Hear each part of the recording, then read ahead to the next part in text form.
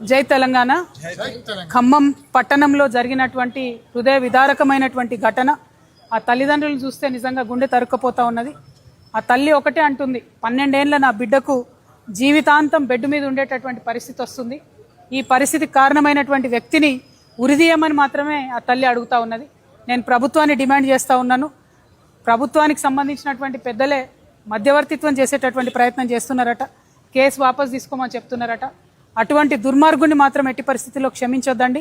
ఎటువంటి రాజకీయ జోక్యం లేకుండా కఠినాతి కఠినమైన శిక్షలు పడే విధంగా ప్రభుత్వం తరఫున ఉన్న లాయర్లు వాదించాలి.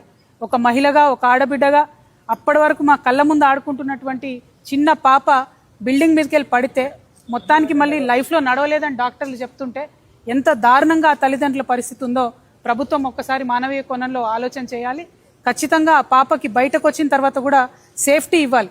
ఎందుకంటే ఇటువంటి ఎన్ని కేసులు మనం చూసినాము.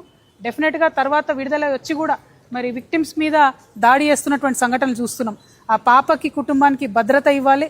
ఖచ్చితంగా ఆ పాపకి మీరు ఒక్కసారి డిపాజిట్ చేస్తారా డబ్బులు, లేకపోతే నెలకు ఏదైనా స్పెషల్ పెన్షన్ కింద నెలకు ఒక 50,000 రూపీస్ ఆ అమ్మాయికి పెన్షన్ వచ్చేటట్టుగా ప్రభుత్వం ప్రయత్నం చేయాలి.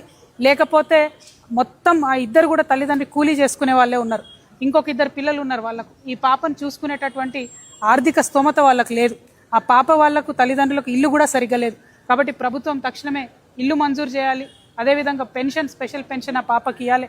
ఎందుకంటే ఆ పాపను చిన్న పసిబిడ్డను చూసుకున్నట్టు మంచంలో పెట్టే చూసుకునే పరిస్థితి ఉంటుంది. కాబట్టి ప్రభుత్వం మానవీయ కోణంలో ఆలోచించి మద్దతు ఇవ్వాలని చెప్పి నేను డిమాండ్ చేస్తున్నాను. ముఖ్యమంత్రి గారిని ప్రత్యేకంగా విజ్ఞప్తి చేస్తున్నా. మీరే హోమ్ మినిస్టర్గా ఉన్నారు. రోజుకు 5 మంది ఆడపిల్లల మీద, చిన్న పిల్లల మీద, మైనర్స్ మీద ఇటువంటి అఘాయిత్యాలు జరుగుతున్నాయి. పోక్సో కేసులు అవుతా ఉన్నాయి. కఠినమైన చర్యలు తీసుకోండి దయచేసి.